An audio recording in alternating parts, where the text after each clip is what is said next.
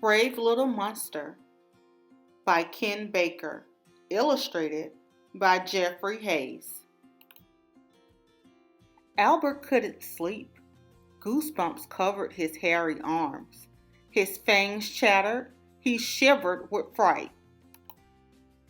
Even though Albert's mom had told him there's no such things as little girls and boys, he knew better. Albert knew that scary boys and girls loved to hide in little monsters' rooms at night. Albert saw something move in his closet. It looked like a scary little girl eating an ice cream cone. She was probably dripping ice cream all over Albert's clothes. Albert knew that's what little girls do. They think it's funny to drip ice cream all over your clothes. It makes them laugh so hard their bellies hurt, and when they're done laughing, they eat you up. Little girls love to eat little monsters after they've had a good belly-bursting laugh. Mom! Albert yelled, "Help me! There's a little girl in my closet. She's spilling ice cream on my clothes and wants to eat me up." "Go to sleep, Albert," his mom shouted from downstairs. "There's no such thing as a little girl." Albert sighed. He would have to get rid of the little girl himself. He picked up one of his smelly socks off the floor and threw it at the closet. "Get out of my closet, you good-for-nothing scary little girl, or I'll throw an even smellier sock at you," yelled Albert. There was no answer.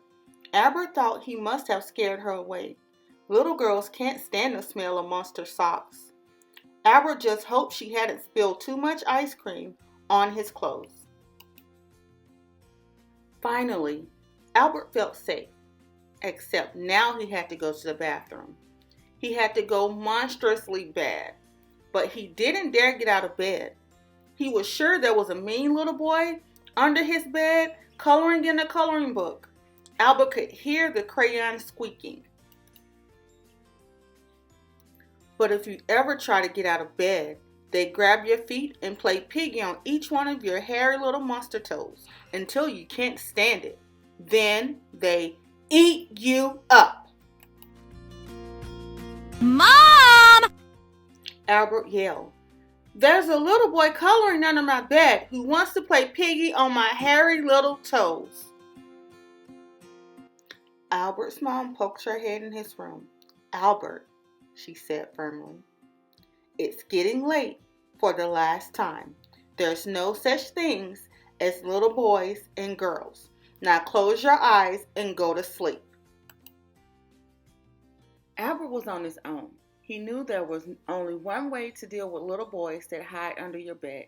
He closed his eyes and put his head under the bed. He stuck out his slobbery, hairy tongue and went. He counted to 5.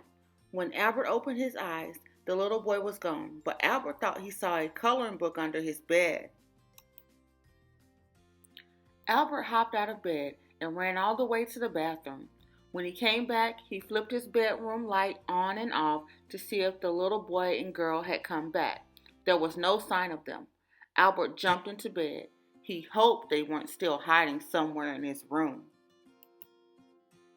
Albert had just closed his eyes when he thought he heard a quiet laugh come from his window. He sat up. Through the curtains, he saw the little girl and boy dancing and doing somersaults.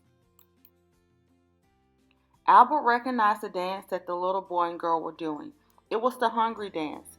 Albert knew they would laugh and giggle all night long during the hungry dance. When they were good and hungry, they would eat Albert up. Albert had to get rid of the little girl and boy once and for all. His heart pounded as he climbed out of bed. He trembled as he walked toward the curtains where the children twirled and jumped. With his nose almost touching the curtain, Albert shouted as loud as he could, "Little boy and girl, stop doing the hungry dance and go home. You're not going to eat this little monster for dinner. Then Albert took a deep breath and threw open the curtains. There was no little boy or girl. He could only see the big tree waving in the wind. He smiled. The little girl and boy were finally gone. Albert skipped across the room and leapt back into bed. He knew there were no more scary little boys and girls in his room. He had chased them away, all by himself. Albert had almost fallen asleep when he felt his mom's hairy lips give him a soft, slobbery kiss on the cheek. "Good night, my brave little monster," she whispered. "Sleep tight."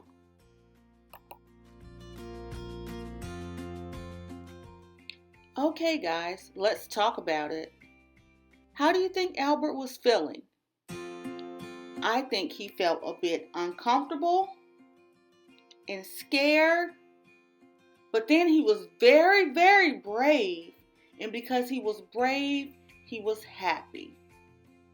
The challenge for this lesson is, I want you to find an opportunity this week to help somebody be brave or be brave yourself. And you're going to see how happy you are and how happy they are. All right, see you next time.